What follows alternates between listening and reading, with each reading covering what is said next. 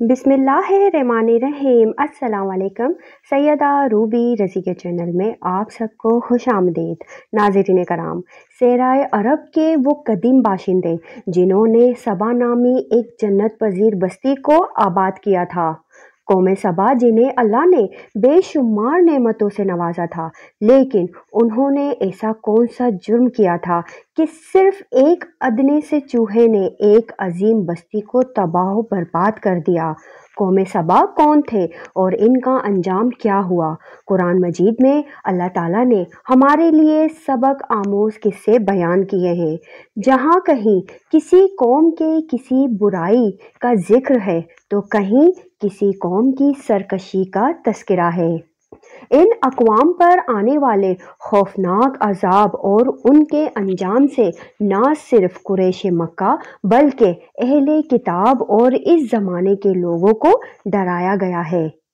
यहाँ तक कि ये दुनिया में आने वाले तमाम इंसानों के लिए नसीहत है। उन अक़वाम में से एक कौम ऐसी भी थी जिसे कौम सबा कहा जाता है। तारीख के मुताबिक सबा जुनूबी अरब के एक बहुत बड़ी कौम का नाम था।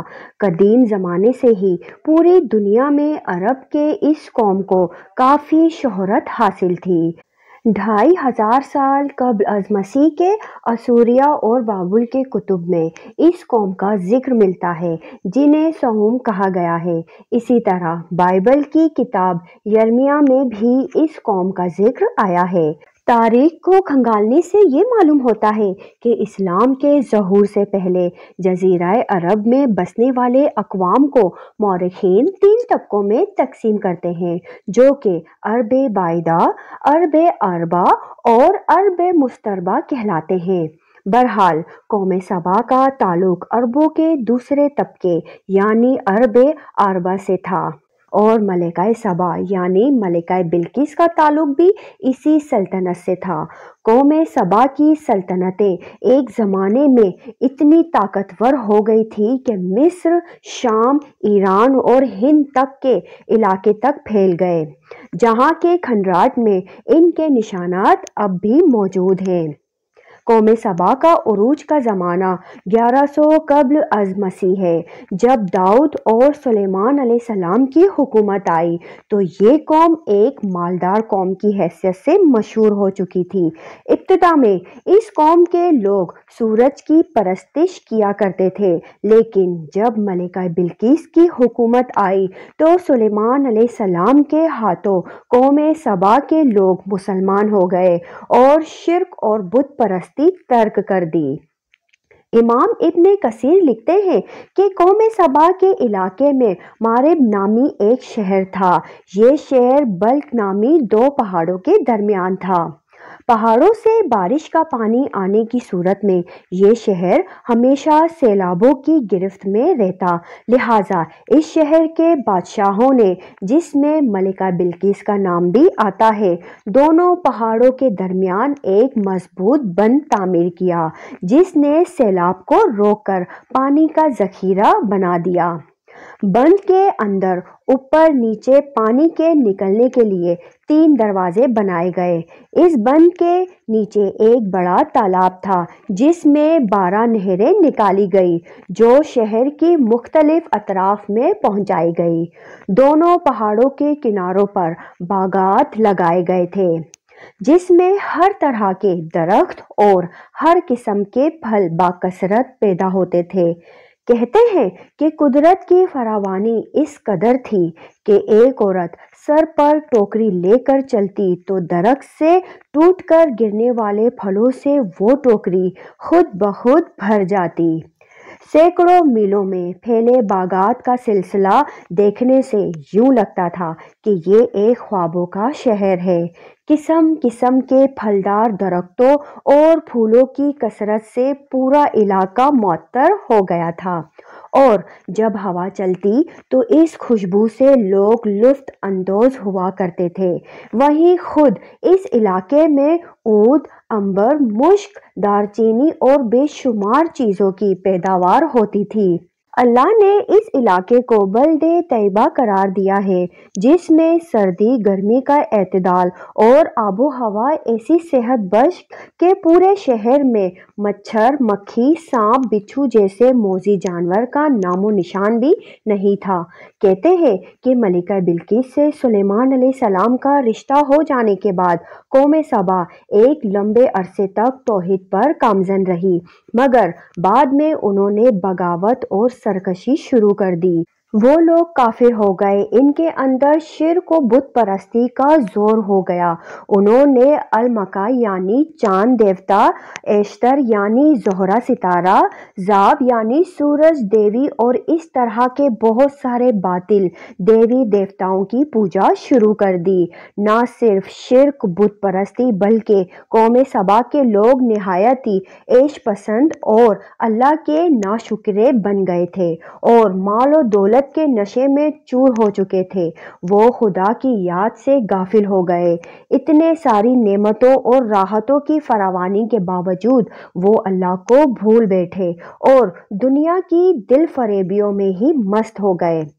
قوم سبا کے لوگ اسراف کرنے لگے تھے اور خدا کی دی ہوئی نعمتوں کو بے جا برباد کرنے لگے تھے۔ حالت یہ تھی کہ یہ لوگ خاص گندم کی بنی روٹیوں سے بچوں کے بدن کی گندگی صاف کیا کرتے تھے۔ بعد میں ان گندی روٹیوں کو اکٹھا کرنے سے ایک پہاڑ بن گیا تھا۔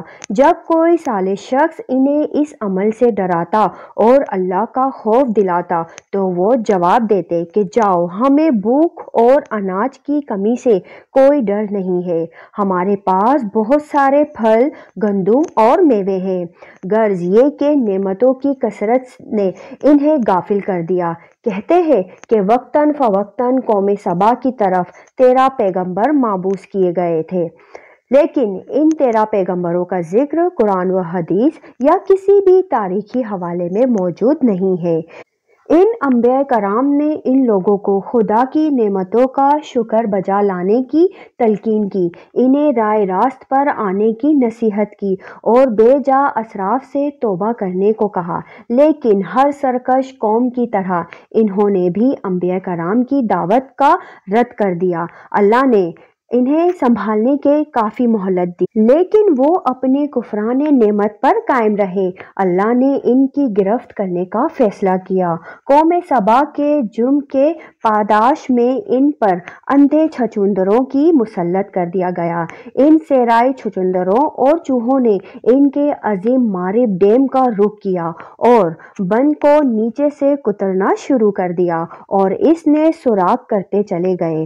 چوہوں نے بند کے نیچے جگہ جگہ چھوٹے بڑے سوراخ کر دیے، لہٰذا جب پانی کا ریلا آیا تو انہی چوہوں کے ذریعے بنائے گئے سوراخوں سے نکلنے کا موقع مل گیا، جس سے بند ٹوٹ گیا اور پانی پوری بستی میں پھیل گئی۔ قوم سبا کی تمام باغات اور کھیت پانی میں غرق ہو گئے۔ پانی کے ریلے میں اہل سبا کا مال و اسباب اور مویشی سب بہتے چلے گئے۔ اہل سبا کی خوبصورت سجی سجائی محلات اور مکانات ویران ہو گئے۔ سبا کے لوگ پانی میں غرق ہو کر ہلاک ہو گئے۔ مورخین لکھتے ہیں کہ سبا کے کچھ لوگ بھاگ کر عرب کے وسط میں یثرب چلے گئے۔ یہ قبیلہ اوس و خروج تھا، جنہوں نے بعد میں مدینہ شہر کو آباد کیا، اور ان کا جد امجد عمرو بن عامر نامی شخص تھا۔ نعمتوں کی کثرت میں قوم سبا کو شکر بجا لانے کے بجائے سرمست اور خدا کی یاد سے غافل کر دیا تھا، جس کے نتیجے میں انہیں تباہ کر ڈالا گیا۔ یہ سزا ان کے اپنے ہی اعمال کا بدلہ تھا جو انہوں نے کیے تھے۔ اس طرح اللہ کے غضب میں اس قوم کو انتہائی عروج سے گرا کر اس گڈھے میں پھینک دیا جہاں سے پھر کوئی مغلوب قوم کبھی کھڑی نہیں ہو سکتی۔ ناظرین کرام، امید کرتی ہوں کہ آپ کو یہ واقعہ پسند آیا ہوگا۔ اگر پسند آیا ہو تو ویڈیو کو لائک شیئر کر کے چینل کو سبسکرائب کر دیں اور بیل آئیکن دبا دیں، اور کمنٹس باکس میں اپنی قیمتی رائے کا اظہار ضرور کیجیے گا۔ اب تک کے لیے اتنا ہی۔ سیدہ روبی رضی کو دیجیے اجازت۔ اپنا بہت سارا خیال رکھیے گا۔ اللہ حافظ۔